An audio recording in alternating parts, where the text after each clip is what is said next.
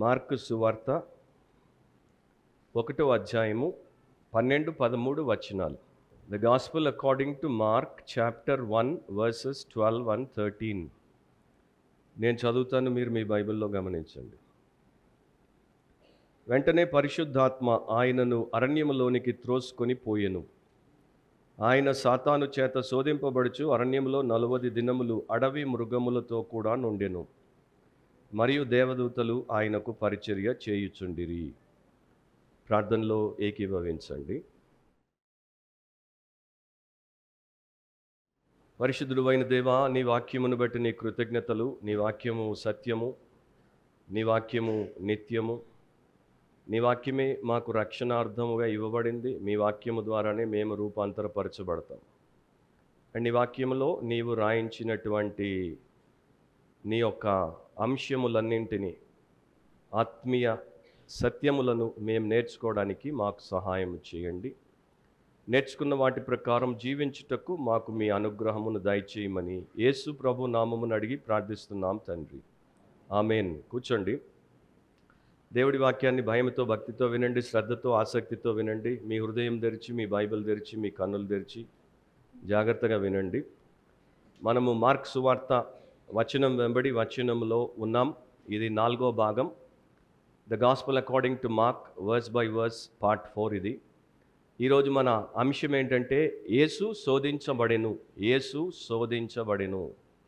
The temptation of Jesus. The temptation of Jesus. 4 సువార్తలు మనకున్నాయి. ఒక సువార్త మినహా, అంటే యోహాను సువార్తలో తప్ప మిగతా 3 సువార్తల్లో కూడా యేసుక్రీస్తు ప్రభు ఎలా శోధించబడ్డాడు అనేటువంటి విషయాలు రాయబడ్డాయి. మత్తయి సువార్తలో 11 వచనాలు రాయబడ్డాయి. లూకా సువార్తలో 13 వచనాలు రాయబడ్డాయి. మార్కు సువార్త కేవలం 2 వచనాలు మాత్రమే రాయబడ్డాయి. సో మొదటి నుండి మార్కు సువార్త గురించి మనము నేర్చుకున్నది ఏంటంటే ఆయన బ్రీఫ్ టు ద పాయింట్, సూటిగా చెప్పాల్సినటువంటి విషయమును చెప్తాడు, వివరాలు ఇవ్వడు. ఎందుకంటే ఆయన ఎవరికైతే రాశాడో వారికి ఏది అవసరమో అంతవరకే చెప్తున్నాడు. మిగతావన్నీ కూడా ఆయన తన యొక్క సువార్తలో నమోదు చేయలేదనేది మనం విన్నాం. మార్కు సువార్తికుడు బ్రీఫ్ బుల్లెట్ పాయింట్స్ లాగా ఇస్తాడు, కానీ అవి బుల్లెట్సే, అంటే ఒక తూటా లాంటివి. అవి చాలా శక్తితో నిండినటువంటి విషయాలు. అండ్ ఇక్కడ యేసుక్రీస్తు ప్రభు యొక్క జీవితంలో ప్రారంభ దశలో జరిగినటువంటి అనుభవాలు, ఏవేవైతే అవసరమో, ఏవేవైతే ముఖ్యమో వాటి గురించి రాస్తున్నాడు. పోయిన లెసన్లో మనము యేసు యొక్క బాప్తిస్మం గురించి నేర్చుకున్నాం. అండ్ ఇప్పుడు బాప్తిస్మం అయిన వెంటనే ఆయన యొక్క శోధన గురించి మనము నేర్చుకోవాలి. ఆయనకేం జరిగిందో మనం తెలుసుకోవడం ద్వారా మనము ఏ ప్రకారము జీవించగలమో, మనము ఆయన ద్వారా ఏమి పొందామో, ఆయన మనకి ఏ ప్రకారమైనటువంటి మాదిరిగా ఉన్నాడో, ఏ రకముగా ఆయన మనల్ని ప్రేరేపిస్తాడో, మనల్ని బలపరుస్తాడో, మనకి దారి చూపిస్తాడో, నడిపిస్తాడో అనేవన్నీ కూడా మనకు అర్థమవుతాయి. కనుక దేవుడు ఈ రకంగా ఈ యొక్క పాఠాలు మన కొరకు రాయించి పెట్టాడు. దేవుని కుమారుడు పాపము లేనటువంటి వాడు, పరలోకంలో నిత్యత్వం ఉన్నటువంటి వాడు, ఈ లోకంలోనికి వచ్చిన తర్వాత ఆయన కూడా శోధించబడ్డాడు. సో శోధన లేనటువంటి వారు ప్రపంచంలో ఏ ఒక్కరుండరు. మాకు శోధన కలుగదు, మేము శోధింపబడము, మేము శోధనకు అతీతులము అనుకోవడం ఒక భ్రమ. దేవుడి కుమారుడు శోధించబడ్డాడు. పాపము లోకంలో ఉన్నంత కాలము శోధన అనేది ఉంటుంది. పరలోకంలో పాపం ఉండదు, పరలోకంలో శోధన ఉండదు. ఇక అంతవరకు అందరికీ ఈ లోకంలో శోధన అనేది తప్పనిసరి. కొంతమంది ప్రయత్నం చేశారు శోధన నుండి తప్పించుకోవడానికి. అందుకనే మీరు కొన్ని మతాలను తీసుకున్నప్పుడు ఏం చూస్తారంటే వారు జనాల మధ్యలో ఉండరు, పట్టణాల్లో ఉండరు. వారు దూర ప్రాంతాలకు వెళ్తారు, కొండలకు వెళ్తారు, గుహలకు వెళ్తారు, అడవుల్లోకి వెళ్తారు, మనుషులు లేనటువంటి స్థలాలకు వెళ్తారు. అక్కడ ఒంటరిగా ఏకాకులుగా ఉంటారు. వారు అనుకుంటారు మేము దానికి దూరంగా పోతే మాకు ఏ రకమైనటువంటి శోధన ఉండదు, మేము ఆకర్షణలకు గురిగా మేము పాపంలో పడమని. క్రైస్తవ్యంలో కూడా అట్లాంటి వారు మొనాస్ట్రీలు జనసంచారం లేనటువంటి ప్రాంతాల్లో కట్టుకున్నారు, అక్కడికి పోయి ఉన్నారు, కానీ వారు శోధనని తప్పించుకోలేదు. ఒక ఎగ్జాంపుల్ నేను మీకు చెప్తాను. చారిత్రాత్మకంగా 5th and 6th centuries ఈయన ఉన్నాడు. ఈయన పేరు బెనెడిక్ట్ ఆఫ్ నర్సియా.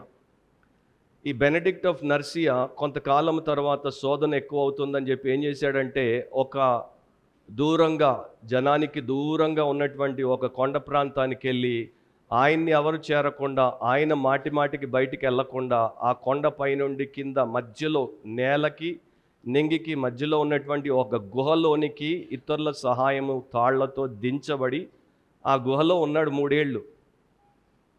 సో ఆ గుహలో ఉన్నప్పుడు ఈ కరుకు వస్త్రం, గోన పట్ట లాంటి వస్త్రం వేసుకొని నేల మీద పడుకొని చలికి కప్పుకోకుండా, పైనుండి వారు ఒక తాడుతో కొంత ఆహారం, ఎక్కువ ఆహారం కాదు, ఇష్టపూర్వకమైంది కాదు, కొంత ఆహారం అప్పుడప్పుడు ఇస్తే తిని దాంట్లో 3 ఏళ్ళు బ్రతికాడు.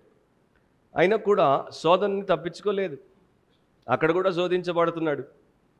దాని తర్వాత ఏం చేశాడంటే, బయటికి తీయమన్నాడు. బయటికి తీసిన తర్వాత కిందంతా ముళ్ళ తుప్పలు పరుచుకొని వాటి మీద పడి దొర్లాడు. శరీరం అంతా కూడా రక్తసిక్తం అయిపోయింది. నొప్పి కలుగుతోంది కానీ శోధన కలగకుండా లేదు. సో ఆయన తెలుసుకున్నాడు, నేను ఈ లోకములో, ఈ శరీరంలో ఉన్నంత కాలము శోధనని తప్పించుకోలేను. ప్లేస్ మార్చినంత మాత్రాన టెంప్టేషన్ లేకుండా పోదు. టెంప్టేషన్ ప్రతి చోట ఉంటుంది. పాపము చేయించడానికి అది ఎప్పుడు మరి మన వెంటే ఉంటుంది. సో 3 సత్యాలు ఈ యొక్క 2 వచనాల్లో నుండి మనము చూద్దాం. రాసుకునేటువంటి వారు రాసుకోండి. మొదటిది ఏంటంటే the compelling of the spirit. The compelling of the spirit, ఆత్మ బలవంతము చేయుట, ఆత్మ యొక్క తీవ్రమైనటువంటి ప్రభావము అని కూడా మనం అనొచ్చు. 12వ వచనంలో మీరు చూసినప్పుడు ఇట్లా రాయబడి ఉంది, వెంటనే పరిశుద్ధాత్మ ఆయనను అరణ్యములోనికి త్రోసుకొని పోయెను. సో వెంటనే అనేటువంటి పదము మార్కు సువార్తికుడు తరచూ వాడుతుంటాడనేది మనం ఈ పాటికి చూసాము. వెంటనే వెంటనే వెంటనే. సో అది ఇక్కడ వెంటనే అన్నప్పుడు దాని యొక్క అర్థం ఏంటంటే, యేసుక్రీస్తు ప్రభు యోర్దాన్లో బాప్తిస్మం పొందాడు. ఆయన బాప్తిస్మం పొందిన తర్వాత పరిశుద్ధాత్మ పావురపు వలె ఆయన మీదికి దిగి రావడం ఆయన చూశాడు. తర్వాత ఆకాశము లేక పరలోకము తెరవబడింది. అక్కడి నుండి దేవాది దేవుడు, తండ్రి అయిన దేవుడు ఆయన యొక్క స్వరం వినిపించి ఇతనికి, నీవు నా ప్రియ కుమారుడు, నీ యందు నేను ఆనందించుచున్నానని ఒక శబ్దం ద్వారా పలకడం యేసుప్రభు విన్నాడు. సో ఇది ఒకదాని తర్వాత ఒకటి వెంట వెంటనే జరిగిపోతున్నాయి కనుక యేసుప్రభు ఇంకా ఆ తన్మయత్వములో నుండి తేరుకోలేదు. ఆయన ఇంకా దేవుడి యొక్క సన్నిధిలో, దేవుడి యొక్క స్వరమును విని, దేవుడి సంకల్పములో తన్మయత్వముతో, పరవశముతో ఆయన ఉన్నటువంటి సమయంలో వెంటనే పరిశుద్ధాత్ముడు, ఆయనలోనికి వచ్చినటువంటి పరిశుద్ధాత్ముడు ఆయనను అక్కడి నుండి అరణ్యములోనికి త్రోసుకొని పోయెను. తీసుకొని పోయెను కాదు, త్రోసికొని పోయెను. ఎందుకంటే దేవుడు ఆయన సమయం ప్రకారం సమస్తమును చేస్తాడు కనుక దేవుడు ఎక్కడ కూడా సమయము వృధా చేయడు. God is never a time వేస్టర్. So ఆయన సమయం ప్రకారం అన్నీ జరిగిపోతాయి కనుక దాని ప్రకారమే వెంటనే పరిశుద్ధాత్మ దేవుడు యేసును అక్కడి నుండి తీసుకుని వెళ్ళిపోయాడు. యేసుక్రీస్తు సార్వభౌముడు, యేసుక్రీస్తు దేవుని సేవకుడు, యేసుక్రీస్తు రారాజు, యేసుక్రీస్తు రక్షకుడు కనుక ఇప్పుడు అవన్నీ కూడా నిరూపణ జరగాలి. యేసుప్రభు బహిరంగముగా సేవ ప్రారంభించక మునుపు ఇవి నిరూపించబడాలి. నిజముగా ఆయన ఏదైతే చెప్పబడుతున్నాడో, ఏవైతే ఆయనకి ఆపాదించబడ్డాయో, అస్క్రైబ్ చేయబడ్డాయో అవన్నీ కూడా నిజమైన విషయాలు అనేది నిరూపణ జరగాలి కనుక ఆయన దేవుడి సన్నిధిలో నుండి సాతాను సన్నిధిలోనికి తీసుకుపోబడ్డాడు. ప్రజల మధ్యలో నుండి జనసంచారం లేనటువంటి అరణ్యంలోనికి త్రోసుకుపోబడ్డాడు. అండ్ అక్కడ ఉన్నటువంటి ఆ యొక్క తన్మయత్వము నుండి ఒక తీవ్రమైనటువంటి పరిస్థితిలోనికి వెళ్ళాడు. ఇంకో రకంగా చెప్పాలంటే దేవుడి యొక్క చిరునవ్వును పూర్తిగా అనుభవించక ముందే అక్కడి నుండి సాతాను యొక్క కోపానికి ఆయన గురి చేయబడ్డాడు. సో ఆత్మదేవుడు ఆయన్ని ఎందుకు అలా తీసుకెళ్ళాడు అన్నది కూడా మనం తెలుసుకోవాలి. మీరు మత్తయి సువార్త చదివితే అక్కడ ఒక రకంగా రాయబడి ఉంది, లూకా సువార్త చదివితే అక్కడో రకంగా రాయబడి ఉంది, మార్కు సువార్తలో మరో రకంగా రాయబడి ఉంది. సో మార్కు సువార్తికుడు త్రోసుకొని పోయెను అని రాశాడు. ఇంగ్లీష్లో డ్రైవ్స్ హిమ్ అవుట్, లేకపోతే థ్రస్ట్స్ హిమ్ అవుట్. అంటే ఇక్కడ యేసుప్రభువుకి శోధనకు గురి కావాలి అనేటువంటి విషయం తెలుపబడినప్పుడు ఆయనకి అయిష్టం అనిపించిందా, ఆయన బలవంత పెట్టబడాల్సి వచ్చిందా, లేకపోతే ఆయనకి దేవుడి చిత్తము చేయాలన్న మనసు లేకపోతే పరిశుద్ధాత్ముడు బలవంతంగా పట్టుకొని తీసుకుపోవాల్సి వచ్చిందా? అదేమీ కాదు. సాతానును ఎదుర్కోవాలి, సాతాను శోధనను ఈయన జయించాలి, అండ్ సాతానును ఓడించి ఇక ఈయన యొక్క పరిచర్య ప్రసంగము ద్వారా ప్రారంభించాలి. కనుక దానికోసం పరిశుద్ధాత్ముడు ఈయనను అట్లా బలముగా తీసుకుపోయాడు. దాంట్లో ఆయన రిలక్టెంట్గా ఉన్నాడంటే ఆయన ఇష్టం లేకుండా ఉన్నాడు, రెసిస్ట్ చేశాడు, తిరుగుబాటు చేశాడు. కనుక ఈయన ఆయన్ని వశంలోకి తీసుకొని ఆయన తీసుకుపోయాడు. కొన్నిసార్లు మనం చూస్తుంటాం, పిల్లలు బడికి పోకపోతే తండ్రి వాడిని పట్టుకొని వాడి భుజాన బ్యాగ్ వేస్తాడు, వేసి వాడిని ఇట్లా లాక్కొని స్కూల్లోకి తీసుకెళ్ళి అప్పగిస్తాడు. అట్లా కాదు. ఆ ఇంటెన్సిటీ అంటే నీవు చేయాల్సినటువంటి పని ఎంత గంభీరమో ఇక మనం ఆలస్యము చేయకూడదు, వెంటనే పోయి ఆ పని చేయాలన్నట్టు ఆయన చేశాడు. కానీ గ్రీకు భాషలో వాడబడినటువంటి పదము చాలా మరి బలమైనటువంటి పదం. అదే పదం ఇక్కడ మీకు మార్కు సువార్తలో వాడబడింది. నేను 2 ఎగ్జాంపుల్స్ చూపిస్తాను. దాన్ని బట్టి ఆ పదం యొక్క అర్థమేంటో, ఎక్ బల్లో అనేటువంటి పదం యొక్క అర్థమేంటో అర్థమవుతుంది. 1వ అధ్యాయం 34వ వచనంలో మీరు చూస్తే అనేకమైన దయ్యములను వెళ్ళగొట్టెను. సో ఆ పదం యొక్క అర్థం ఏంటంటే వెళ్ళగొట్టడం, డ్రైవ్ అవే అంటే వెళ్ళగొట్టడం. అక్కడే 39వ వచనాన్ని కూడా మీరు గమనిస్తే దయ్యములను వెళ్ళగొట్టుచుండెను, ఎక్స్పెల్లింగ్ ద డీమన్స్. సో యేసు ప్రభు ఎట్లా మనుషుల్లో ఉన్నటువంటి దయ్యాలను వెళ్ళగొట్టాడు? ఒక ఆజ్ఞ ద్వారా. ఆయన వాటిని మాట్లాడనివ్వకుండా ఎట్లా వెళ్ళగొట్టాడో అట్లా అన్నమాట. సో అదే మీనింగ్. కాబట్టి ఇక్కడ యేసును త్రోసుకొని పోయెను. మత్తయి సువార్త 21వ అధ్యాయం 12వ వచనంలో కూడా ఆ పదం వాడబడింది. ఎట్లా? యేసు దేవాలయంలో ప్రవేశించి క్రయ విక్రయములు చేయు వారినందరినీ వెళ్ళగొట్టి. సో ఆయన టెంపుల్లోనికి వచ్చినప్పుడు అక్కడ వ్యాపారం చేస్తున్నటువంటి స్వార్థపరులందరినీ యేసు ప్రభు వెళ్ళగొట్టేశాడు. సో అట్లా ఇక్కడ జరిగింది. యేసు ప్రభు ఇక్కడ పాపానికి ప్రేరేపించబడి దేవుడి చిత్తానికి వ్యతిరేకంగా తిరుగుబాటు లేకపోతే అవిధేయత చూపించేటువంటి వ్యక్తి కాడు. కాకపోతే ఆయన పరిశుద్ధాత్మ ద్వారా అట్లా కొనిపోబడ్డాడు.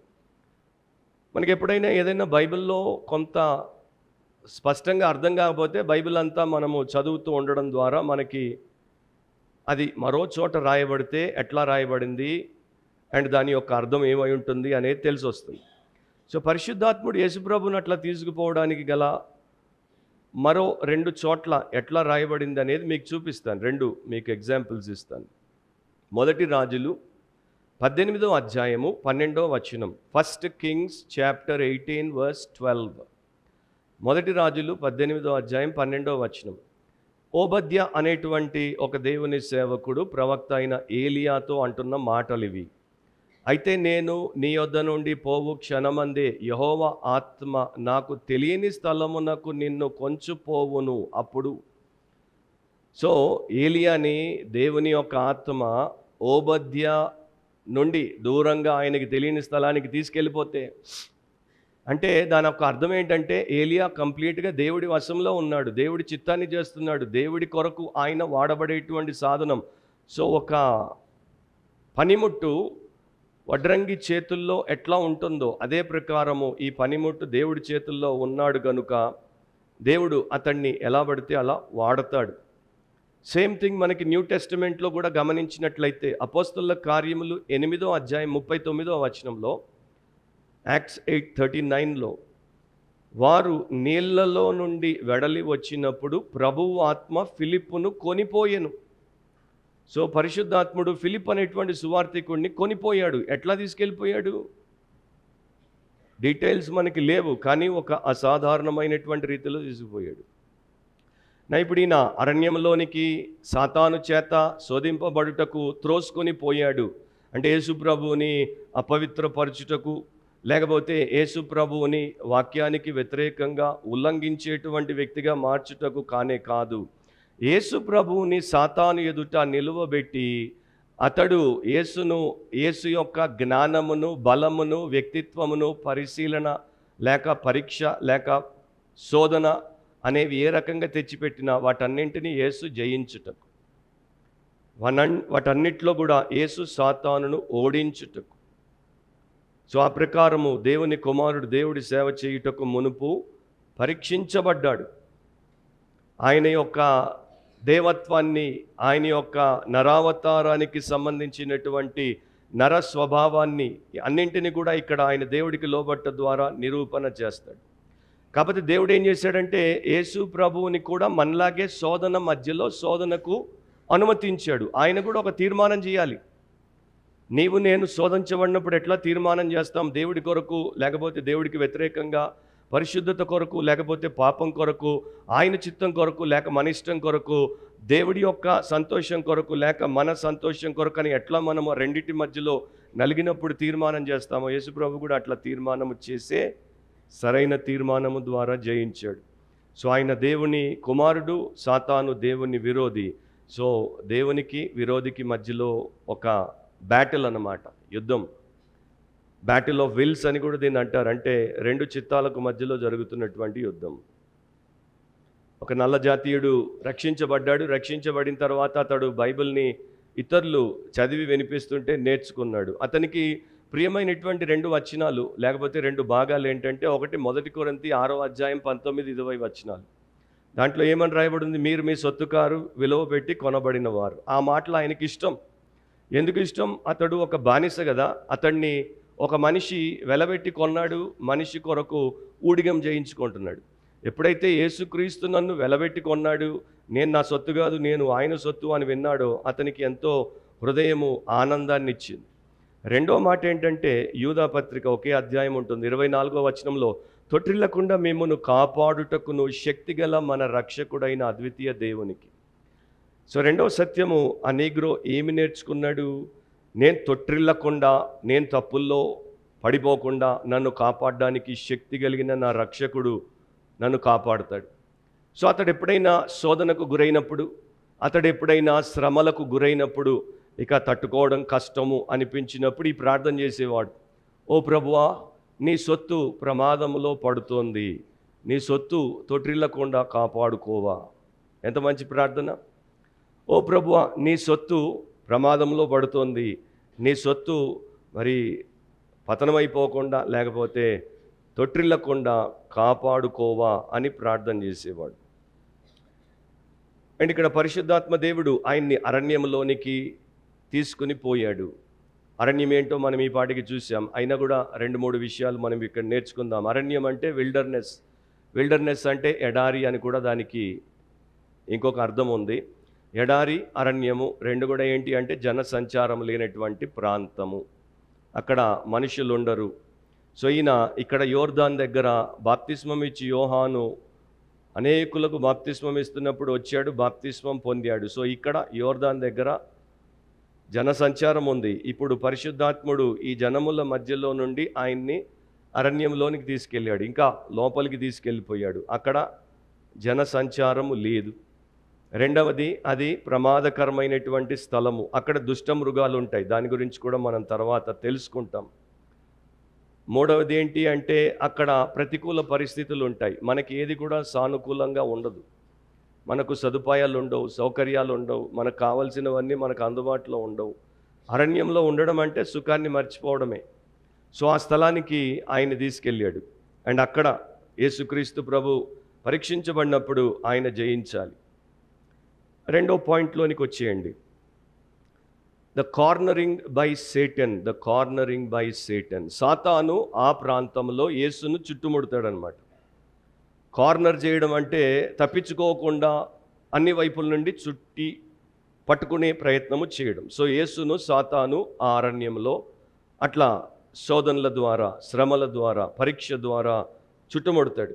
సో 13వ వచనంలో మొదటి భాగంలో ఇట్లా ఉంటుంది, ఆయన సాతాను చేత శోధింపబడుచు అరణ్యంలో 40 దినములు ఉండెను.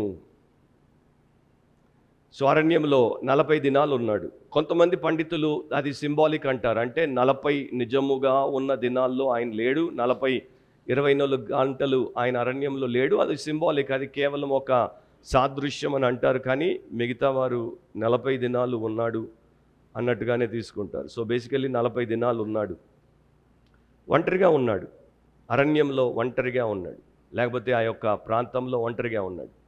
ఆ ప్రాంతం ఎట్లాంటిది? ఒక మాట, ద్వితీయోపదేశకాండం 8వ అధ్యాయం 15వ వచనం, డ్యూటరానమీ 8:15. ద్వితీయోపదేశకాండం 8వ అధ్యాయం 15వ వచనం. తాపకరమైన పాములను తేళ్లును కలిగి ఎడారి అయి నీళ్లు లేని భయంకరమైన ఆ గొప్ప అరణ్యములో ఆయన నిన్ను నడిపించెను. రాతి బండ నుండి నీకు నీళ్లు తెప్పించెను.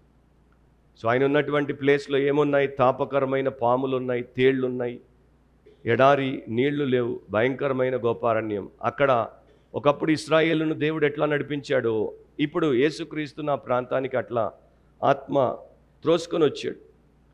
సో ఈ యొక్క అరణ్యం ఎగ్జాక్ట్గా లొకేషన్ ఎక్కడుంది, విల్డర్నెస్ ఎక్కడుంది అనేది ఎప్పటి నుండో మరి స్కాలర్స్ రకరకాలుగా తెలుసుకునే ప్రయత్నాలు చేశారు. Greek orthodox and Latin church వారు ఒక ప్రాంతాన్ని ఐడెంటిఫై చేశారు.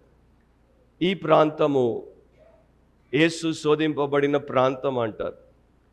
అది మరి యెరూషలేము అండ్ మృత సముద్రం, జెరూసలేం డెడ్ సీలకి దగ్గరలో ఉన్నటువంటి క్వారంటైనియా అనే ప్లేస్. అది పీఠభూమి అన్నమాట. అట్లా ఉండి ఎత్తు కొండల్లాగా అట్లా పోతుంది.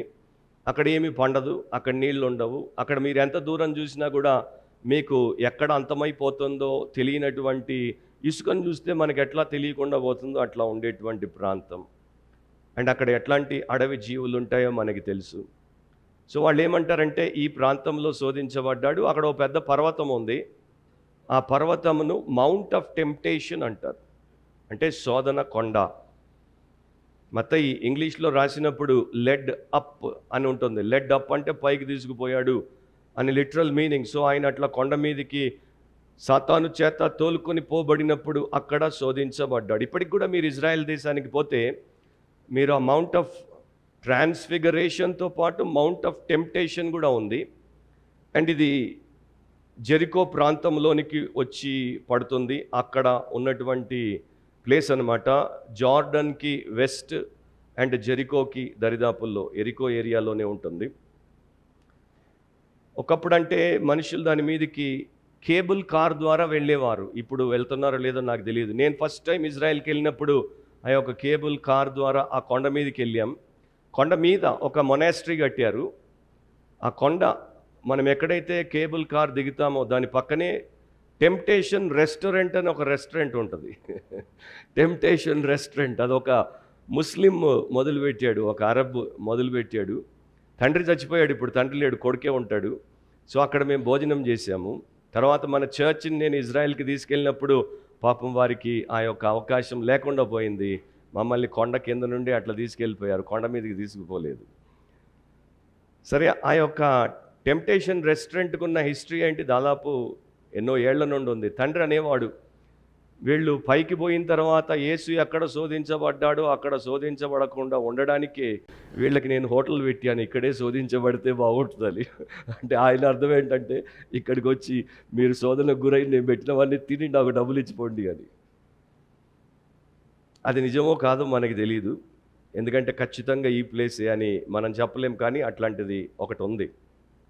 సో సాతాను చేత శోధించబడ్డాడు. మార్కు స్పష్టంగా సాతాను చేత శోధింపబడుచు అని రాశాడు. మత్తయి ఏమని రాశాడు? అపవాది చేత శోధింపబడుచుండెను, శోధకుడి చేత శోధింపబడుచుండెను. లూకా ఏమని రాశాడు? అపవాది చేత శోధింపబడుచుండెను. సో సాతాను అంటే ఏంటో మనకి తెలుసు, విరోధి. అపవాది అంటే ఏంటో మనకి తెలుసు, దయ్యము లేకపోతే devil. So devil, adversary, tempter. ఈ ప్రకారము అతని యొక్క వ్యక్తిత్వాన్ని, అతడు ఏమై ఉన్నాడు, సాతాను ఏమై ఉన్నాడు అనేది దేవుడి వాక్యంలో దేవుడు మనకు చూపిస్తున్నాడు. సో సాతాను ఏం చేశాడంటే అవకాశమును చేజిక్కించుకున్నాడు. యేసుప్రభు బాప్తిస్మం పొందాడు, యేసుప్రభు తండ్రి యొక్క ఆమోదం పొందాడు, యేసుప్రభు ఆత్మచేత అభిషేకించబడ్డాడు. ఇక యేసుప్రభు తన పరిచర్య, అందరి రక్షణ కొరకు ఆయన యొక్క విమోచన కార్యం మొదలు పెట్టబోతున్నాడు. అప్పుడే ఆయన్ని దారి తప్పిచ్చేస్తే, అప్పుడే ఆయన్ని శోధనకు గురి చేసి పాపంలో పడేస్తే ఆయన దేవుడి చిత్తాన్ని చేయలేడు, మానవులకి రక్షణ లభించదు. సో యేసు ప్రభు నీళ్లలో నుండి బయటకు వచ్చాడా, వెంటనే సాతాను ఆయన్ని అగ్నిలోనికి తీసుకుపోవడానికి ప్రయత్నం చేశాడు. చాలామంది నాతో అంటుంటారు, మేము బ్యాప్టిజం పొందక మునుపు శోధనలు ఎక్కువ ఉండేవి కావు, బ్యాప్టిజం పొందిన తర్వాత ఎన్ని శోధనలు వస్తున్నాయి బ్రదర్. ఆర్మీలో చేరక ముందు క్రమశిక్షణ ఉండదు, ఆర్మీలో చేరిన తర్వాత క్రమశిక్షణ. సైనికుడి అయిన తర్వాత పోరు మొదలవుతుంది. సైన్యంలో నీవు ఇంకా నమోదు చేసుకోనంత వరకు నీవు యుద్ధమే చేయవు, నువ్వు తుపాకీ ఎత్తుపట్టవు. సో ఎప్పుడైతే జీసస్ మన కమాండర్ అట్లా ఆయన మొదలు పెట్టబోయాడో, నీళ్లలో నుండి సాతాను ఆయన్ని అగ్నిలోనికి తీసుకుపోదాం అనుకున్నాడు. అండ్ మీరు బైబిల్ చూడండి, దేవుడి ప్రజలందరికీ ఉండేటువంటి అనుభవమే ఇది. ఇదేం వింత విచిత్రం కాదు. దావీదును సమూయేలు అభిషేకించాడు, ఈరోజే మనం చదివాం. సమూయేలు దావీదును రాజుగా అభిషేకించాడో లేదో, పాపం దాదాపు 15 ఏళ్ళు అతడు కొండలు, గుట్టలు, అడవులు, మరి ఎడారుల చుట్టూ తప్పించుకొని తిరగాల్సి వచ్చింది. ఎందుకంటే సౌలు అతన్ని తలిచాడు గనుక. ఇశ్రాయేలు ఐగుప్తు బానిసత్వంలో నుండి 400 ఏళ్ల తర్వాత బయటికి వచ్చిందో లేదో, వెంటనే ఫరో తన సైన్యమంతటితో వారిని వెంటాడాడు, వారిని దొరకబుచ్చుకోవాలని. హిజ్కియా ఆ యొక్క పస్కా పండుగ ఆచరించాడో లేదో, వెంటనే సెన్హరీబ్ అనేటువంటి రాజు అతని మీదికి దండెత్తి వచ్చాడు. అపోస్తులైనటువంటి పౌలు రక్షించబడ్డాడు, ఆయనకి దేవుడు పరసంబంధమైనటువంటి ప్రత్యక్షతలను ఇచ్చాడు. కానీ ఆయన వెంటనే సాతాను యొక్క దూత చేత శోధించబడ్డాడు. ఆయనకి శరీరంలో ఒక ముళ్ళు ఉండింది. మీరు గమనిస్తే యేసుప్రభు మనకి నేర్పినటువంటి ప్రార్థన, పరలోక ప్రార్థన, ప్రభు నేర్పిన ప్రార్థన అని రకరకాలుగా మనం దాన్ని పిలుస్తాం. కానీ అది శిష్యుల ప్రార్థన, శిష్యులు చేసే ప్రార్థన. దాంట్లో ఏమన్నాడు? మా పాపములు క్షమించిన తర్వాత, మా ఆహారాన్ని మాకు ఇచ్చిన తర్వాత మమ్మును కీడు నుండి తప్పించుము, మేము శోధనను జయించుటకు మాకు సహాయం చేయమని ఆయన మనకి ప్రార్థనలో నేర్పించాడు. సో మనము ఆ ప్రకారము సిద్ధపరచబడ్డాం. పౌలు సువార్త ప్రచారం మొదలు పెట్టనంత వరకు ఎఫెసు పట్టణము ప్రశాంతంగా ఉంది. అర్తిమదేవి వ్యాపారము, గుళ్ళు, విగ్రహాల వ్యాపారం బాగా జరిగేది. కానీ ఎప్పుడైతే వచ్చి ఆయన యేసే క్రీస్తు, ఆయనే లోకరక్షకుడు అని ప్రకటించాడో, ఎఫెసు పట్టణం అంతా కూడా గలిబిలి, ఎఫెసు పట్టణం అంతా కూడా ఒక మరి రాయట్ అంటే ఒక దొమ్మి అనేది జరిగి భయంకరమైనటువంటి పరిస్థితులకు వచ్చేసాయి. 30 ఏళ్ళు యేసు ప్రభు తన ఇంట్లో ఉన్నాడు, తర్వాత తండ్రి యొక్క వడ్రంగి దుకాణంలో ఉన్నాడు. అప్పుడు ఆయనకి ఏ రకమైనటువంటి శోధన గురించి బైబిల్ మనకి చెప్పదు. సాతాను ఆయన ఎట్లా వేధించాడో మనకి తెలియదు. కానీ ఇప్పుడైతే వెంటనే నేరుగా ముఖాముఖి అన్నమాట, ఫేస్ టు ఫేస్ బ్యాటిల్లోనికి వచ్చేసారు. కానీ కొంతమందికి ఇంకా విశ్వాసం లేదు సాతాను ఉన్నాడు అంటే. Devil is a real person అనేది కొంతమందికి విశ్వాసం లేదు. కానీ తెలుసుకోండి, devil is a real person. మన యేసు ఎదుర్కొన్నాడు, జయించాడు కనుక మనకు కూడా అట్లాంటిది వస్తాయి. ఫ్రాన్స్లో ఒక యాజకుడు, అంటే రోమన్ క్యాథలిక్ ప్రీస్ట్ ఉండేవాడు, ఫ్రెంచ్ ప్రీస్ట్ ఆయన. సో ఒకసారి ఒక యవనస్తుడు ఆయన దగ్గరికి, ఆయన చర్చ్ దగ్గరికి వచ్చి అడిగాడు, మీరు మరి బాగా బైబిల్ తెలిసినటువంటి వ్యక్తి కదా, మీరైతే నమ్మరు అనుకుంటాను సాతాను ఉన్నాడని. సో ఆ ప్రీస్ట్ ఏమని చెప్పాడు తెలుసా? నేను సాతాను ఉన్నాడు అని నమ్మకపోతే నేనే సాతానును అని నమ్మాల్సి వస్తుంది అన్నాడు. అంటే నేను ఎంత చెడ్డోడిని అంటే, వాడున్నాడు, వాడు నాకన్నా చెడ్డోడని నేను కొంత ఆదరణ పొందుతున్నాను, నువ్వు వచ్చి నాకు అది కూడా తీసేస్తా. అట్లా డెవిల్ లేడు అంటే ఇక నేను అనుకోవాలి ఐ ఆమ్ ద డెవిల్ అని. డెవిల్ లేకపోతే మీరు అనుకోవాలి యు ఆర్ ద డి అనేసి. సో శోధించబడ్డాడు. అది గ్రీక్లో ఉన్నటువంటి పియరాడ్జో అనేటువంటి పదము. దాని యొక్క అర్థం 2 రకాలుగా ఉంటుంది, to tempt and to test. శోధించుట, చెడు వైపు ప్రేరేపించి పాపములో పడగొట్టు ప్రయత్నము, లేకపోతే ఆ వ్యక్తికి ఉన్నటువంటి బలమును నిజముగా తెలుసుకోవడానికి పెట్టే పరీక్ష. సో మీరు మత్తయి, లూకా 2 చదివితే చెడు కొరకు సాతాను ఆయనని శోధించాడు. దేవుడి చిత్తమును చేయకుండా, దేవుడికి అవిధేయత చూపునట్లు, స్వార్థముతో మరి బ్రతుకుటకు సాతాను యేసును శోధించినట్లు మనం చూస్తాం. కానీ మార్కెట్లా చూపిస్తున్నాడంటే, ఈయన దేవుని కుమారుడు, ఈయన శక్తిమంతుడు, నా వెనక వచ్చేవాడు నాకంటే శక్తిమంతుడు అన్నాడు కదా, ఈయన the mighty one. So the mighty one is going to be tested by the devil and the mighty one is going to come out with flying colours. So ఈ శక్తిమంతుడు శోధనకు గురైనప్పుడు శోధకుడిని ఓడించి వాణ్ణి తరిమికొట్టి ఈయన బయటికి ఎంత శక్తిమంతుడు, ఈయన శీలము ఎంత శక్తి కలిగిందో, ఈయన యొక్క జీవితం ఎంత దేవుడికి సమర్పించబడిందో అది ఈయన చూపిస్తాడు అన్నట్టుగా మార్కు సువార్తికుడు రాస్తున్నాడు. ఒక భక్తుడు పురాతన భక్తుడు ఇట్లా రాశాడు, సాతాను ఒక సముద్రపు దొంగ వంటి వాడు. సముద్రంలో నౌక నిండుగా సామాగ్రితో ప్రయాణం అవుతున్నప్పుడు సముద్ర దొంగ దాన్ని దోచుకోవడానికి ఎట్లా వెంటబడతాడో, యేసు ప్రభు బాప్తిస్మములో యేసు యొక్క తండ్రి అయిన దేవుడి ద్వారా ప్రతి విధమైనటువంటి ఆమోదాన్ని, ఆశీర్వాదాన్ని పొందుకొని బయటకు వచ్చాడు, నిండుగా వచ్చాడు. ఆయన దగ్గర నుండి సాతాను దాన్ని దొంగిలించడానికి ఆయన వెంట పడ్డాడు.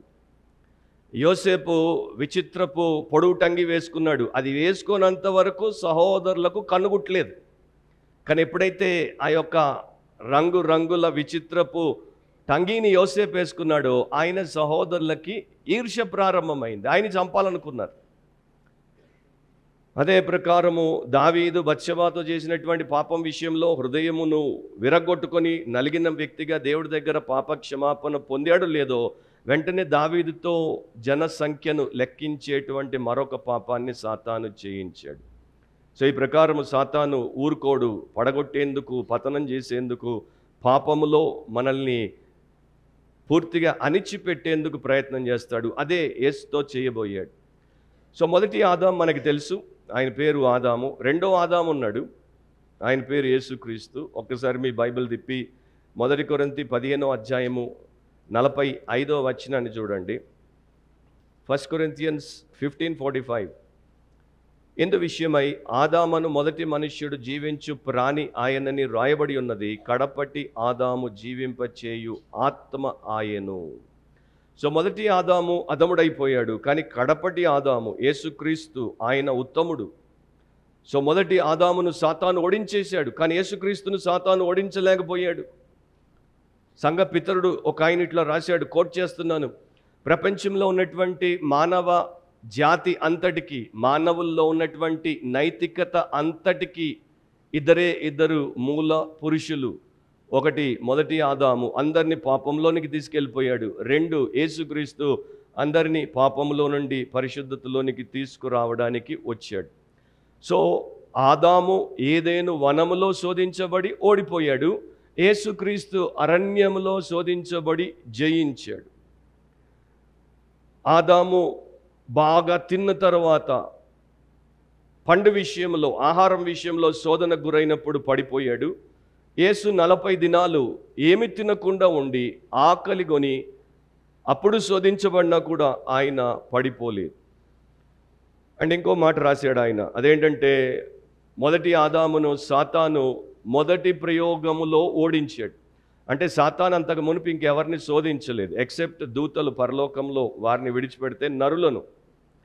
సో సాతాను ఫస్ట్ యాడమ్కి చేసినప్పుడు వాడు పడిపోయాడు. కానీ జీసస్ దగ్గరికి వచ్చేసరికి సాతానుకు 4000 years ఎక్స్పీరియన్స్ ఉంది. హ్యూమానిటీని టెంప్ట్ చేసి చేసి చేసి చేసి ఎక్స్పర్ట్ ఆఫ్ ఎక్స్పర్ట్స్ అయిపోయాడు. 4000 years ఎక్స్పర్టీస్. కానీ జీసస్ దగ్గరికి వచ్చిన తర్వాత తోక ముడుచుకొని పారిపోయాడు. సో ఇది మనకి తెలియాలి, మనం ఒకప్పుడు మన దుర్దశ ఏంటి, ఇప్పుడు మన ధన్యత ఏంటి అనేది. హెబ్రీ పత్రిక 4వ అధ్యాయం 15వ వచనంలో ఇట్లా రాయబడి ఉంది ప్రభు గురించి, సమస్త విషయముల్లోనూ మన వలనే శోధింపబడినను ఆయన పాపము లేనివాడుగా ఉండెను. సో ప్రతి విషయంలో ఆయన మనలాగే శోధించబడ్డాడు, కానీ ఆయన పాపము లేనివాడిగా ఉన్నాడు. సో ఇది ఆయన యొక్క స్ట్రెంగ్త్ టెస్ట్ అన్నమాట, స్ట్రెంగ్త్ టెస్ట్. నేను ఒక హార్ట్ పేషెంట్ని, ఇప్పటికి నాకు 4 హార్ట్ అటాక్లు వచ్చాయి, 4 యాంజియోలు అయ్యాయి. సో నాకు రెగ్యులర్గా చెకప్ ఉంటుంది. చెకప్లో డాక్టర్ వేరే టెస్టులతో పాటు ఇంకోటి టీఎంటీ అంటారు. టీఎంటీ అంటే treadmill test, stress test అంటారు. దాని మీద నన్ను ఎక్కించి అన్నీ ఆ యొక్క ఏమంటారు వాటిని అన్నిటినీ అతికిస్తారనమాట.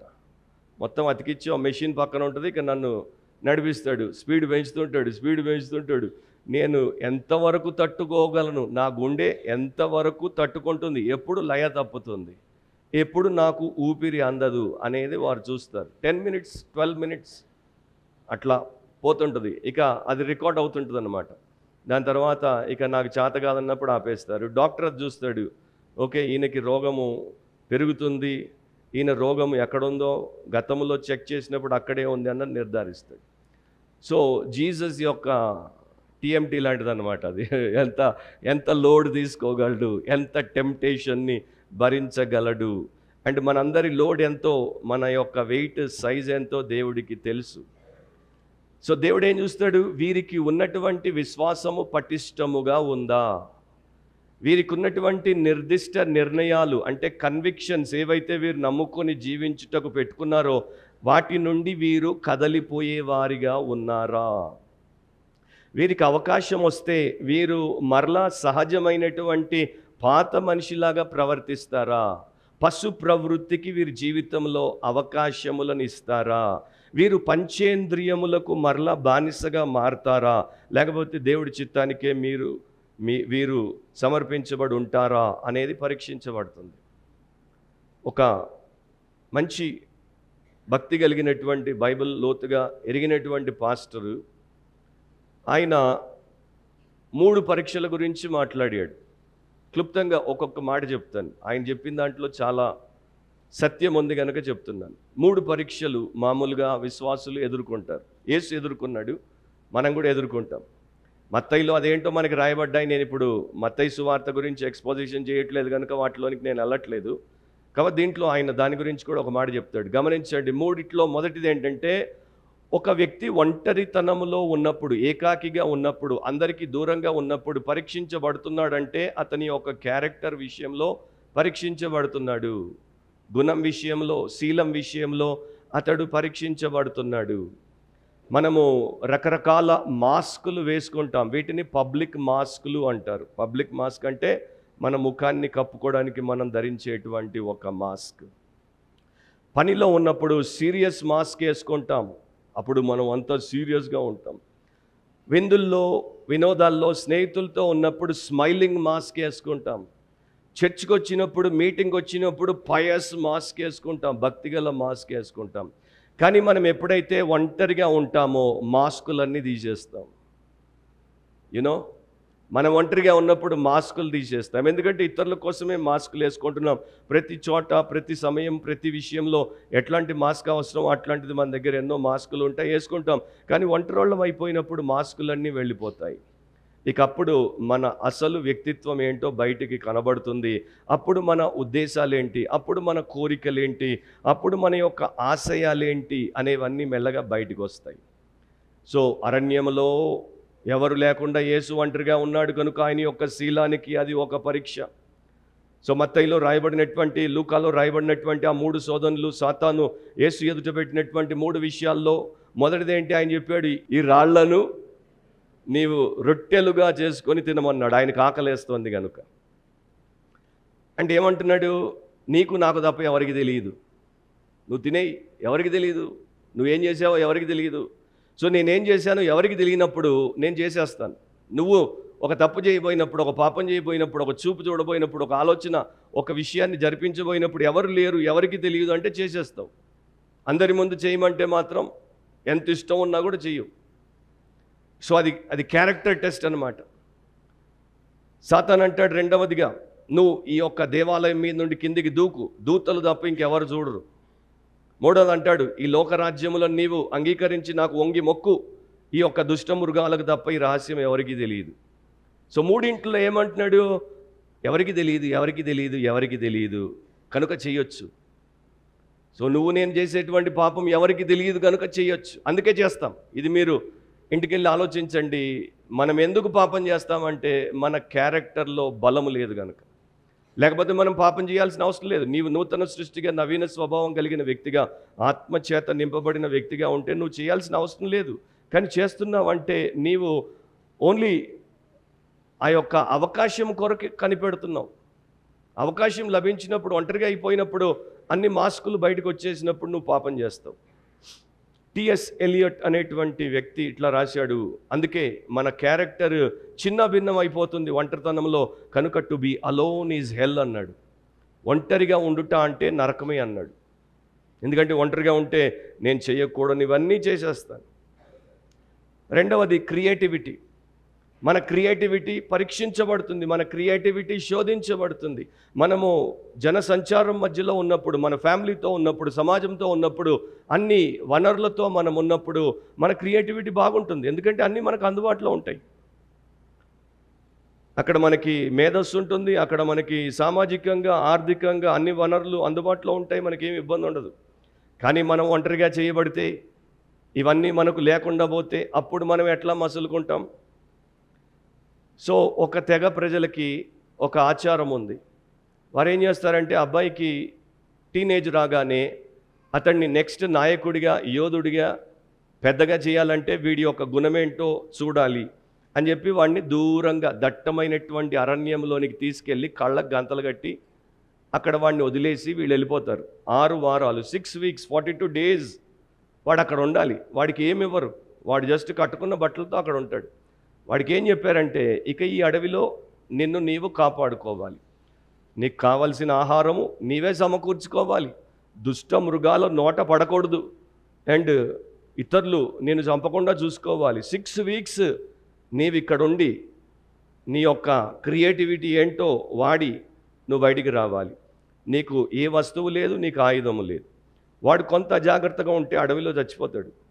కానీ వాడి యొక్క సృజనాత్మకతను సరిగ్గా వినియోగించి వాడు బ్రతుకుట అడవిలో ఎట్లాగో నేర్చుకుంటే వాడు బయటకు వస్తాడు. వచ్చినప్పుడు వాడిని ఒక యోధుడిగా, ఒక మరి ఆ యొక్క సమాజపు పెద్దగా, ఒక వీరుడిగా ఎంచుతారు. సో మీరు ఆలోచించండి, మీకున్నవన్నీ ఇప్పుడు లేకుండా మిమ్మల్ని ఒక డెజర్ట్లో పెట్టేస్తే మీరు ఎట్లా ఉంటారు? మీరు బాధపడినప్పుడు మీ ఫ్యామిలీ మీతో ఉండదు కంఫర్ట్ చేయడానికి. వదిలే పొరలేదు నాన్న, బజ్జీ ఉండరు మీకు. అండ్ మీ యొక్క ఫోన్ ఉండదు, మీ సోషల్ మీడియాలో మీరు కనెక్ట్ అవ్వడానికి, నాకు కన్నీరు వస్తుంది అని పోస్ట్ పెట్టడానికి, నా గుండె తరుక్కుపోతుందని పోస్ట్ పెట్టడానికి, అమ్మ తిట్టింది అని పోస్ట్ పెట్టడానికి, ఫ్రెండ్ నన్ను ఇట్లా చూసింది అని పోస్ట్ పెట్టడానికి, అది ఉండదు అక్కడ మీకు. సో మీరేం చేస్తున్నారంటే, మీరు వీటి ద్వారా మిమ్మల్ని మీరు రిలీవ్ చేసుకుంటున్నారు. ఇవే ఉండవు మీకు. అప్పుడు మీరు శోధించబడితే, ఇవి ఒకవైపున మిమ్మల్ని వేధిస్తున్నప్పుడు ఇంకో వైపున మిమ్మల్ని శోధిస్తే అట్లా ఉంటుంది పరిస్థితి. యేసు మామూలు వాడు కాదు, యేసు మహనీయుడు. అందుకే యేసును నువ్వు తెలుసుకుంటే నీ జీవితం మారిపోతుంది, తలకిందులు అయిపోతావు. ఇప్పుడు నువ్వు తలకిందులు అవ్వట్లేదు ఎందుకంటే నీకు యేసు తెలియదు కనుక. యేసు ఏం చేశాడంటే, ఆయనకున్న ఒకే ఒక రిసోర్స్ ఏంటంటే దేవుడి మాట. It is return again it is return అని ఓడిచ్చాడు సాతాను. సో మనం ఎక్కడున్నా అన్నిటినీ మన నుండి దూరం చేసేస్తుంది లోకం. ఒక్కటి తీయలేదు, దేవుడి వాక్యం. అది మన హృదయంలో ఉంటుంది. అదే మనకి నిజమైనటువంటి ఆయుధము, ఆశీర్వాదం. మూడవది ఏంటంటే కమ్యూనియన్ అంటే సంభాషణ, లేకపోతే సహవాసం. యేసు ఒంటరిగా ఉన్నాడు. కానీ మీరు తర్వాత యోహాను సువార్త చదవండి, అధ్యాయం చెప్పను, వచనం చెప్పను, ఆయన అంటాడు నేను ఎప్పుడు ఒంటరిగా లేను, ఎందుకంటే ఆయనకి ఎప్పుడు తండ్రి సహవాసం ఉంది. సో అరణ్యంలో ఒంటరిగా ఉన్నప్పుడు ఏమి చేయలేము అంటే మాట్లాడలేము. మనుషుల మధ్యలో ఉన్నప్పుడు ఏం చేయగలమంటే మాట్లాడతాం. అండ్ జాగ్రత్తగా వినండి, ఆ భక్తుడు ఏమంటున్నాడంటే, మీ మాటల ద్వారా మీరు ఇతరులను కంట్రోల్ చేస్తారు, మీ మాటల ద్వారా మీరు మీ సిచ్యువేషన్స్ని కంట్రోల్ చేస్తారు.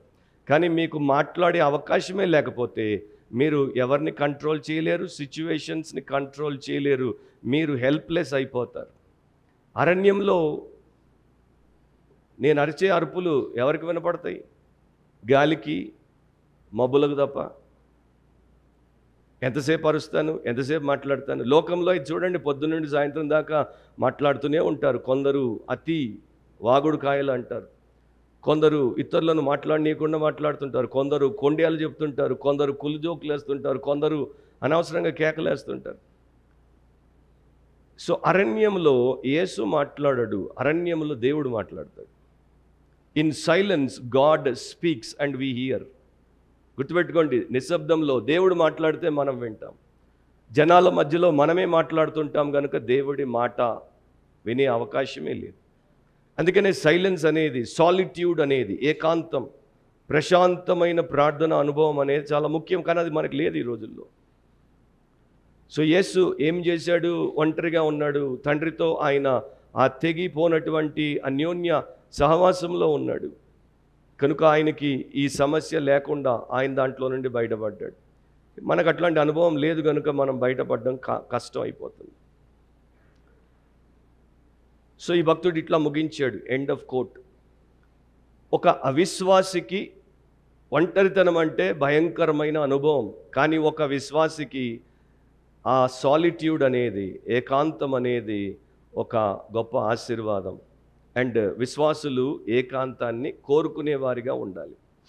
మీరు ఏకాంతముగా ఉండడానికి ఇష్టపడతారా? అయితే యేసుప్రభు చెప్పినట్టు మత్తయి సువార్త 6వ అధ్యాయంలో నీవు రహస్యమందున నీ తండ్రికి ప్రార్థన చేయడానికి వెళ్ళినప్పుడు నీ గదిలోనికి వెళ్ళు, తలుపేసేసుకో, ఫోన్ తీసుకొని పోవద్దు. ఈ చివరి మాట నేను చెప్తున్నా. నీ గదిలోనికి వెళ్ళి తలుపేసేసుకో, ఫోన్ తీసుకొని పోవద్దు. నేను లాస్ట్ టైం ఎప్పుడో మెసేజ్లు చెప్పా, రోజుకి 12 గంటలు ఎక్కువ నా ఫోన్కి నేను దూరంగా ఉంటున్నాను. నెక్స్ట్ 1 వీక్, నెక్స్ట్ 1 మంత్ అది పాసిబుల్లో లేదో నాకు తెలియదు. మరి అట్లా మినిస్ట్రీలో ఉన్నాను కనుక అట్లాంటి పరిస్థితులు ఉన్నాయి. But that's my intention. So యేసు ఇశ్రాయేలీయులందరికీ ప్రతినిధి కనుక ఎట్లా ఉందంటే the whole of Israel reduced into one. Israel దేశం అంతా ఒక్కడిగా యేసులో మనకు కనబడుతుంది. ద్వితీయోపదేశకాండం 8వ అధ్యాయం 2వ వచనం, డ్యూటరానమీ 8:2 ఒకసారి మీరు చూడండి. ద్వితీయోపదేశకాండం 8:2, మరియు నీవు ఆయన ఆజ్ఞలను గైకొందువో లేదో నిన్ను శోధించి నీ హృదయంలోనున్నది తెలుసుకొనుటకు నిన్ను అనుచు నిమిత్తమును అరణ్యములో ఈ 40 సంవత్సరములు నీ దేవుడైన యెహోవా నిన్ను నడిపించిన మార్గం అంతటిని జ్ఞాపకము చేసుకోను. సో ఇశ్రాయేలీలను అరణ్యంలో దేవుడు ఎందుకు 40 ఏళ్ళు నడిపించాడు? వారిని శోధించడానికి, అంటే వారిని పరీక్షించడానికి, వారి హృదయంలో ఉన్నది ఏంటో తెలుసుకోవడానికి, వారిని అణచడానికి. సో వారు విఫలమైపోయారు. యేసు 40 దినాలు దేవుడి కొరకు ఒక ఇశ్రాయేలుగా పోయి ఆయన సఫలీకృతుడయ్యాడు. మోషే 40 దినాలు పర్వతం మీద దేవుడితో ఉన్నాడు. మొదటి రాజులు 19వ అధ్యాయం 8వ వచనం, 1 Kings 19:8లో ఏలియా దేవుడి యొక్క బలము చేత, లేకపోతే దూత పెట్టిన భోజనము చేత 40 రాత్రింపగళ్ళు ప్రయాణం చేసి దేవుడి పర్వతమైన హోరేబుకు వచ్చాడు. సో అరణ్యం ఏంటి అంటే అది ఒక ప్రూవింగ్ గ్రౌండ్, అది మనల్ని నిరూపణ చేసే ప్రాంతం, మన విశ్వసనీయతకు పరీక్ష పెట్టేటువంటి పరీక్ష కేంద్రం. అండ్ అక్కడే మనకి విమోచనం, అక్కడే మనకి డెలివరెన్స్ కూడా లభిస్తుంది. ఇక 3వ దాంట్లోనికి వచ్చేయండి. 3వ point, brief point, the companions of the saviour.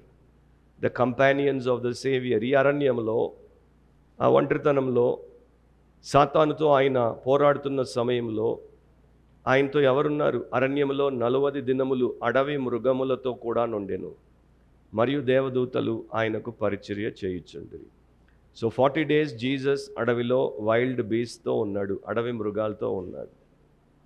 ఈ అడవి మృగాల గురించి 2 ఆలోచనలు ఉన్నాయి, 2 ఇంటర్ప్రిటేషన్స్ ఉన్నాయి బైబిల్ స్కాలర్స్ మధ్యలో. ఒక ఇంటర్ప్రిటేషన్ ఏంటంటే మొత్తం అంతా కూడా పరిపూర్ణతలోనికి, పరిశుద్ధతలోనికి దేవుడు తీసుకుని వచ్చేసినప్పుడు చివరిలో ఎట్లా మొదటి పరిస్థితులు వస్తాయో, ఆదాం పాపంలో పడకమునుపు ఎట్లా మృగాలు దుష్ట మృగాలుగా కాకుండా మంచి డొమెస్టికేటెడ్ యానిమల్స్గా, అంటే పెంపుడు మృగాలుగా ఉన్నాయో, ఒకటి ఇంకో దానికి హాని చేయదు, అట్లాంటి పరిస్థితుల్లోనికి ఈ సమయంలో తీసుకుని వచ్చాడు అని కొంతమంది అంటారు.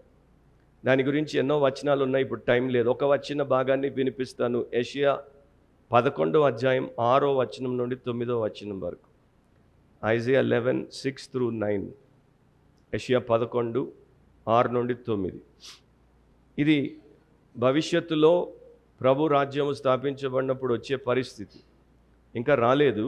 అప్పుడు ఎట్లా ఉంటుందంటే, తోడేలు గొర్రెపిల్ల యొద్ద వాసము చేయును, చిరుతపులి మేక పిల్ల యొద్ద పండుకొనును, దూడయు కొదమ సింహమును పెంచబడిన కోడెయు కూడుకొనగా బాలుడు వాటిని తోలును, ఆవులు ఎలుగులు కూడి మేయును, వాటి పిల్లలు ఒక్కచోటనే పండుకొనును, ఎద్దు మేయునట్లు సింహము గడ్డి మేయును, పాలు కుడుచు పిల్ల నాగుపాము పుట్ట యొద్ద ఆట్లాడును, మిడి నాగు పుట్ట మీద పాలు విడిచిన పిల్ల తన చెయ్యి చాచును.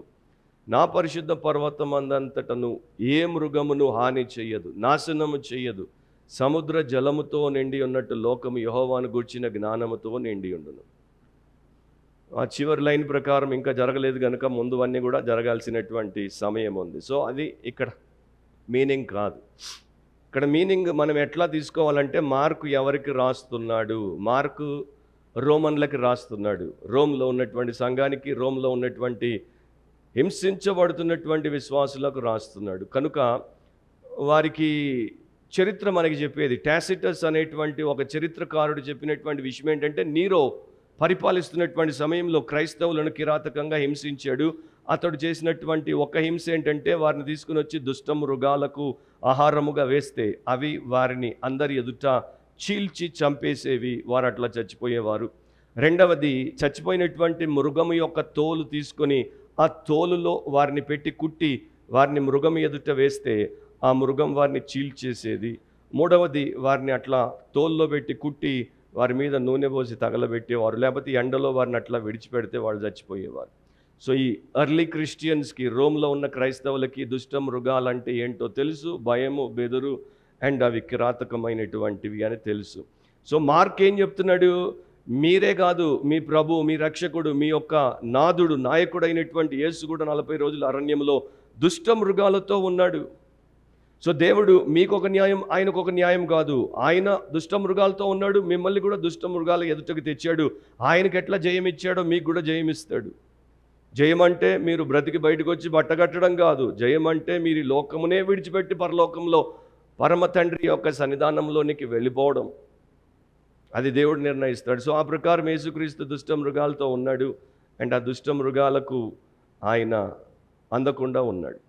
దాంతోపాటు ఇంకొక మాట రాశాడు, మరియు దేవదూతలు ఆయనకు పరిచర్య చేయుచుండిరి. సో దేవదూతలు పరిచర్య చేసేటువంటి పరిచారకులని బైబిల్ మనకు చెప్తోంది. దేవదూతలు ఎన్నోసార్లు ఎన్నో సందర్భాల్లో మనకు కనబడతారు. కానీ దీని యొక్క ప్యారలల్ ఎక్కడ అంటే, ఏలియా అనేటువంటి ఒక ప్రవక్తకి జరిగినటువంటి సన్నివేశంలో దీని యొక్క సమాంతరమైనటువంటి అనుభవం మనకు కనబడుతుంది. 1 రాజులు 19వ అధ్యాయం 5 నుండి 7వ వచనం వరకు. 1 Kings 19:5-7. 1 రాజులు 19, 5 నుండి 7. అతడు అంటే ఏలియా బదరి వృక్షం కింద పరుండి నిద్రించుచుండగా ఒక దేవదూత వచ్చి అతని ముట్టి, నీవు లేచి భోజనము చేయమని చెప్పెను. అతడు చూచినంతలో అతని తల దగ్గర నిప్పుల మీద కాల్చబడిన అప్పమును నీళ్ల బుడ్డియు కనబడిను. కనుక అతడు భోజనము చేసి తిరిగి పరుండెను.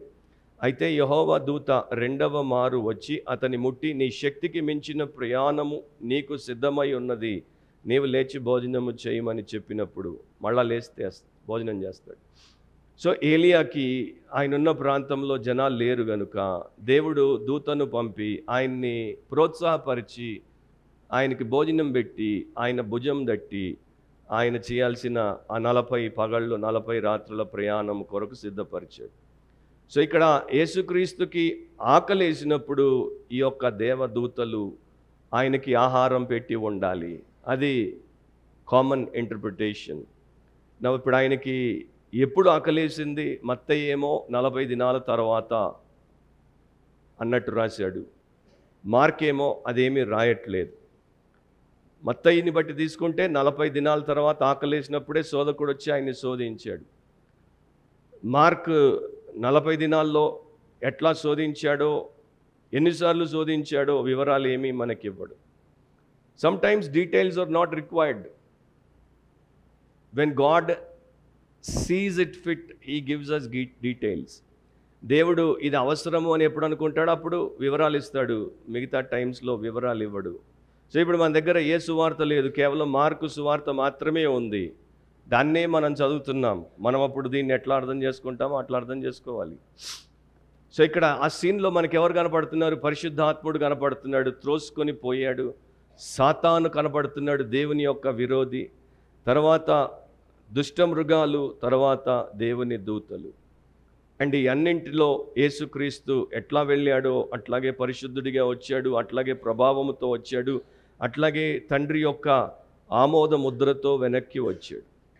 సో ఆయన నేను దేవుని కుమారుడిని, నేనే జయమును సాధించువాడను అనేది నిరూపణ చేశాడు.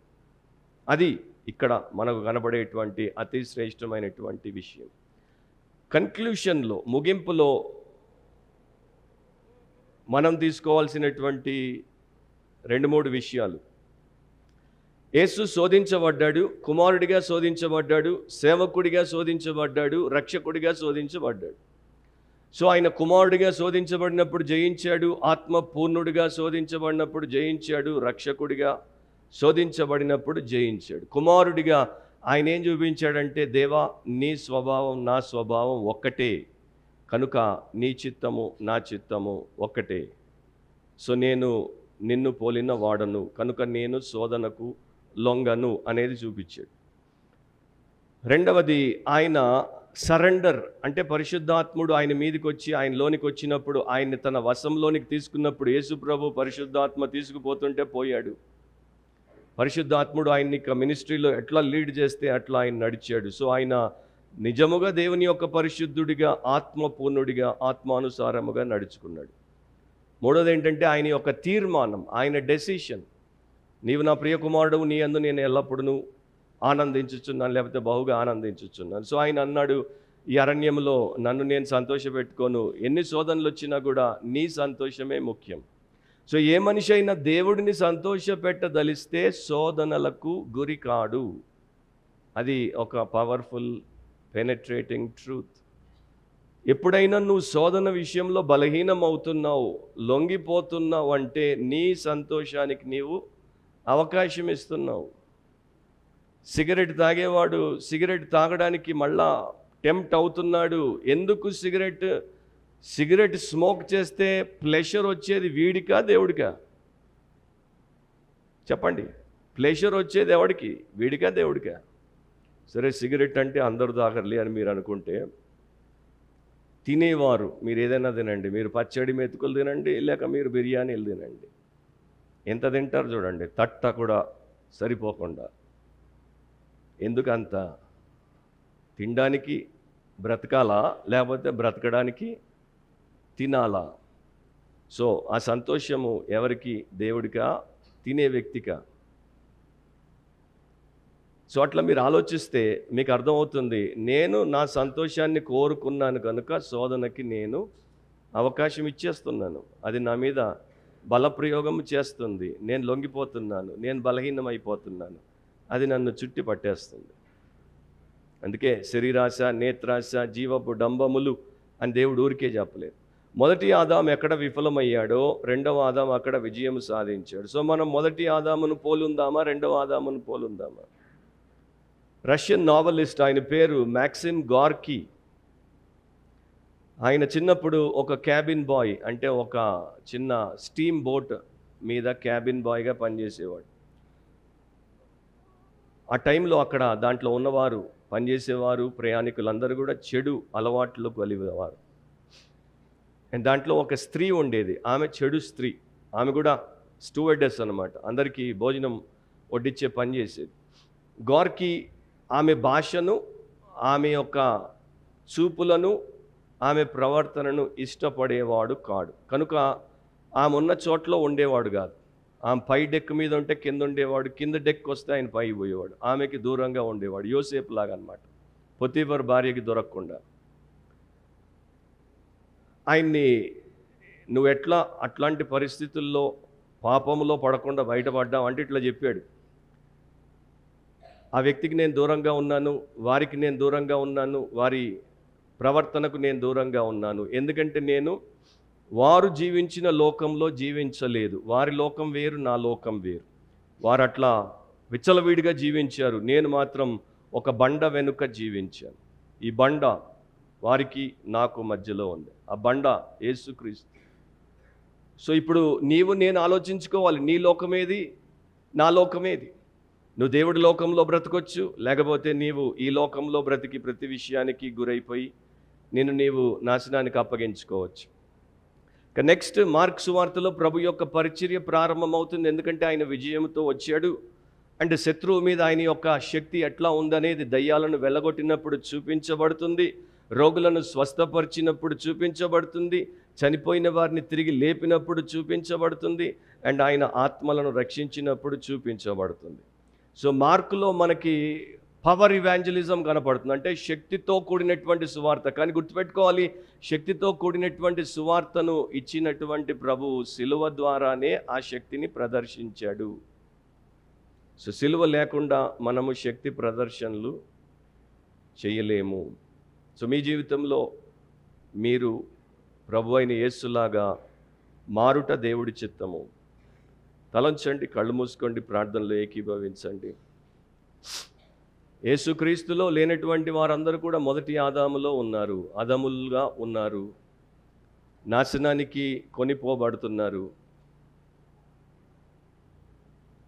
కానీ రెండవ ఆదామైనటువంటి యేసునందు విశ్వాసం ఉంచి పాపక్షమాపణ పొంది రక్షించబడితే ఉత్తమత్వంలోనికి తీసుకురాబడతారు. అండ్ ఆయన యొక్క స్వభావం ప్రకారం ఆత్మ సహాయంతో సామర్థ్యంతో ఉత్తములుగా జీవించవచ్చు. అది దేవుడు మనకిచ్చిన ధన్యత, ఆధిక్యత. అది నీ నిర్ణయమే. వ్యక్తిగతంగా it's your individual decision, your personal choice. And ఈ విషయంలో నిర్ణయంలో ఎవరు నీకు